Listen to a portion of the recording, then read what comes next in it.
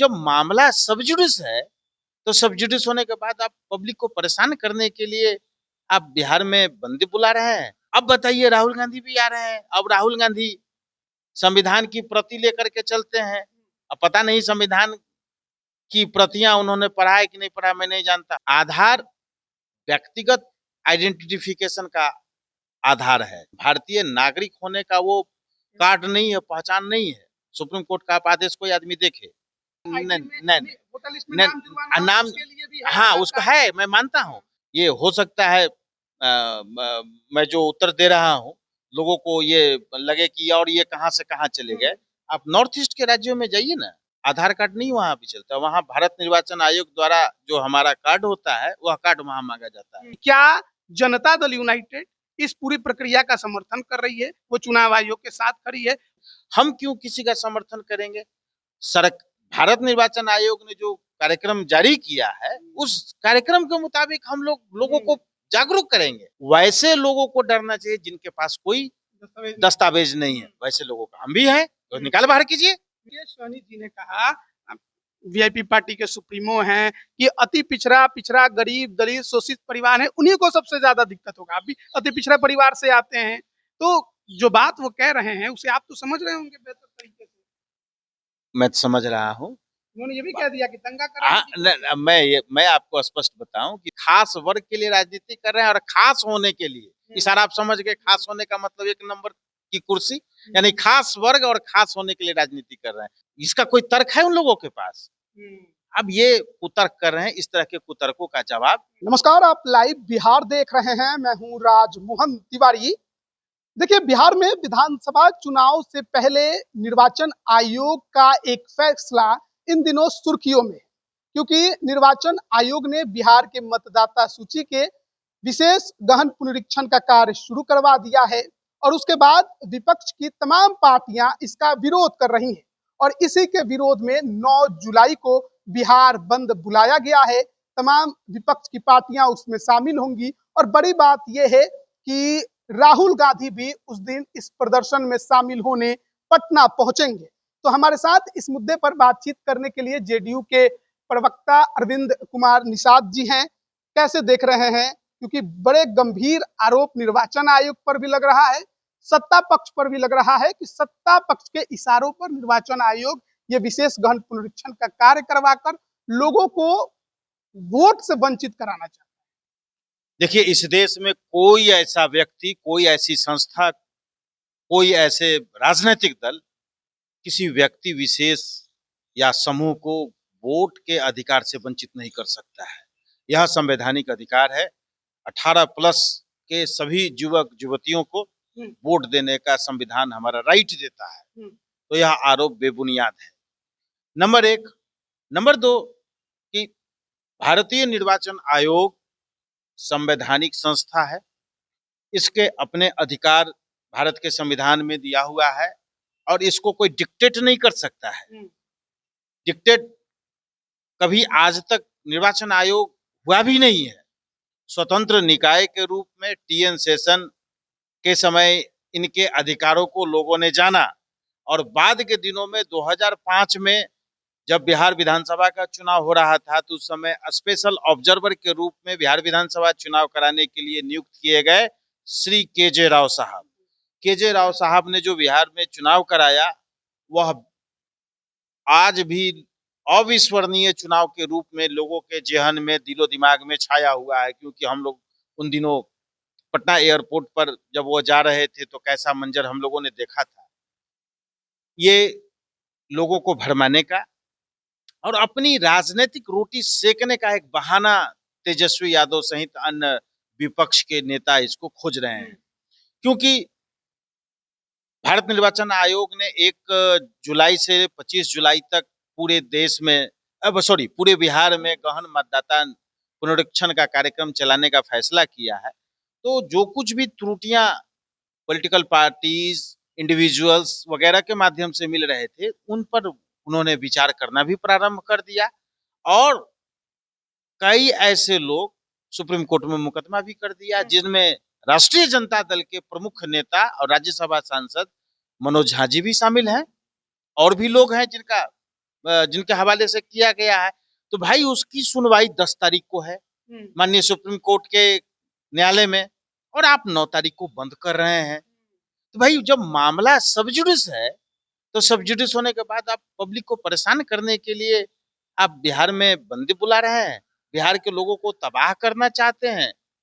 और working day है 9 तारीख को, वर्किंग डे पूरा बिहार काम से व्यस्त रहेगा, और आप उस वर्किंग डे में पूरे बिहार के लोगों को डिस्टर्ब करेंगे, बताएंगे। अरे भाई हाँ, अब बताइए, राहुल गांधी भी आ रहे हैं। अब राहुल गांधी संविधान की प्रति लेकर के चलते हैं। अब पता नहीं संविधान की प्रतियां उन्होंने पढ़ा है कि नहीं पढ़ा, मैं नहीं जानता हूं, हो सकता है पढ़े होंगे, लेकिन उसी संविधान की प्रति में भारत निर्वाचन आयोग को शक्तियां प्रदान की गई है, और उसी शक्तियों के कारण वो आज देश में, प्रदेश में हर तरह के चुनाव करवाते रही है। आरोप लगाने के लिए सब कोई आरोप लगा सकते हैं, लेकिन ऐसा बेतुका आरोप कोई नहीं लगाना चाहिए। देख, नंबर 2, कोई, मैंने पहले भी कहा कि कोई ऐसा व्यक्ति, कोई ऐसी संस्था, कोई ऐसी संगठन, पॉलिटिकल पार्टी भारत निर्वाचन आयोग को डिक्टेट नहीं कर सकती। बिल्कुल, ये बात है कि आप आरोप लगा रहे हैं, आप आरोप लगा सकते हैं। हाल के समय में निर्वाचन आयोग के छवि को लेकर कई सवाल खड़े हुए हैं, अलग-अलग राज्यों के चुनाव में हो या लोकसभा के चुनाव में हो, कि वो सत्ता पक्ष का ज़्यादा सुन लेती है या सत्ता पक्ष के इशारों पर काम करती है। विधानसभा चुनाव से ठीक पहले जो ये कार्य प्रक्रिया शुरू हुई है, गहन मतदाता पुनरीक्षण का, यह कई लोगों के मन में खटक रहा है कि अचानक क्यों? आखिरकार अचानक क्यों? अब ये इंडी गठबंधन में शामिल दल के लोग झारखंड में जीत जाते हैं तो जश्न मनाते हैं, तमिलनाडु में जीत जाते हैं तो जश्न मनाते हैं, कर्नाटक में विधानसभा चुनाव जीत जाते हैं तो जश्न मनाते हैं, तेलंगाना में जीत जाते हैं तो जश्न मनाते हैं, केरल में चुनाव जीत जाते हैं तो जश्न मनाते हैं, पंजाब में चुनाव जीत जाते हैं तो जश्न मनाते हैं। क्या उस समय भारत निर्वाचन आयोग किसी दल विशेष के नेता के इशारे पर काम नहीं कर रही होती है? कोई उत्तर है इन प्रश्नों का उन लोगों के पास?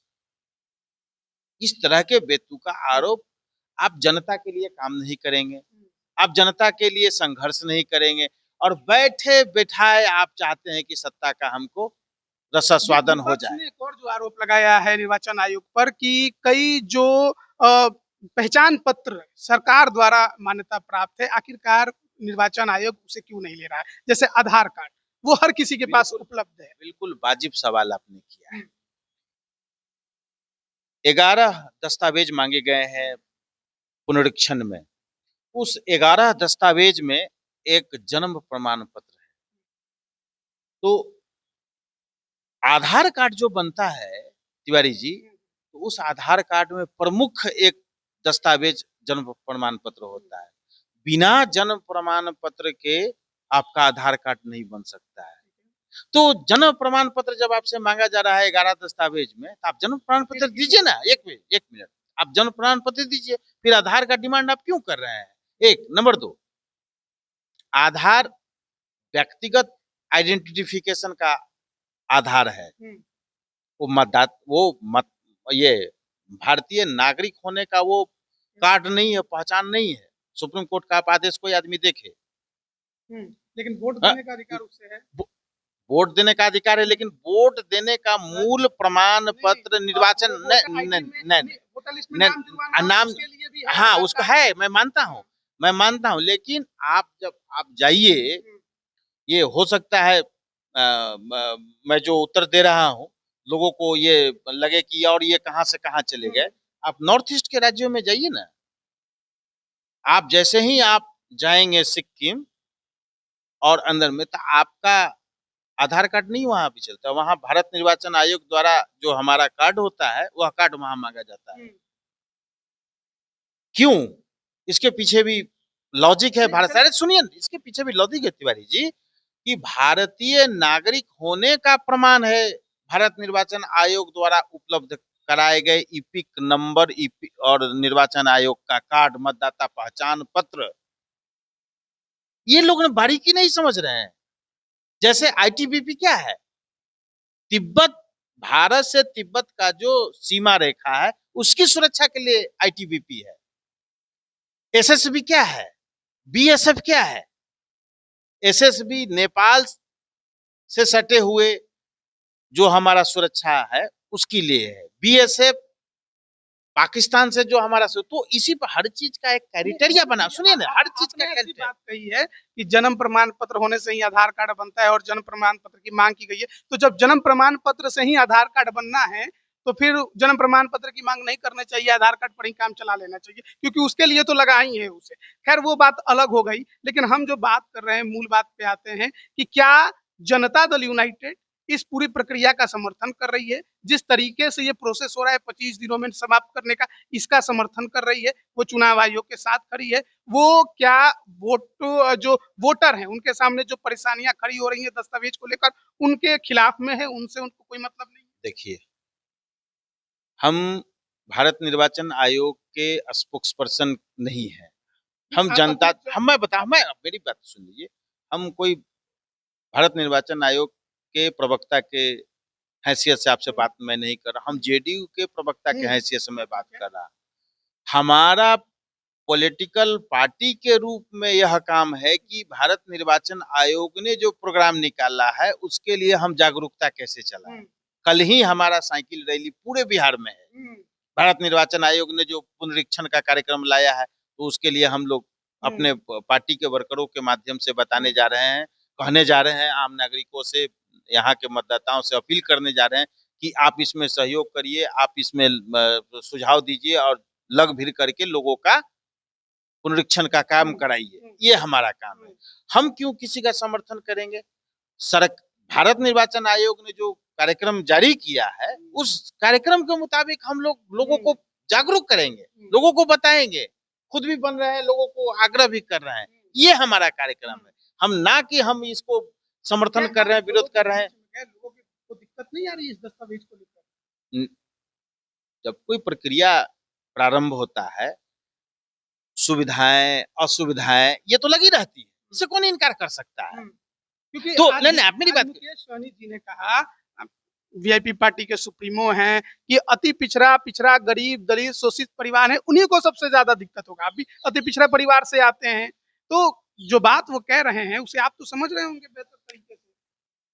मैं समझ रहा हूँ। उन्होंने ये भी कह दिया कि दंगा करेंगे। मैं आपको स्पष्ट बताऊं कि भारत सरकार और बिहार सरकार डायरेक्ट बेनिफिट स्कीम जो चलाती है, डायरेक्ट डीपीटी जिसको कहते हैं, डायरेक्ट बेनिफिट ट्रांसफर स्कीम, वह पैसा कैसे मिलता है अति पिछड़ा को, दलित कम्युनिटी को?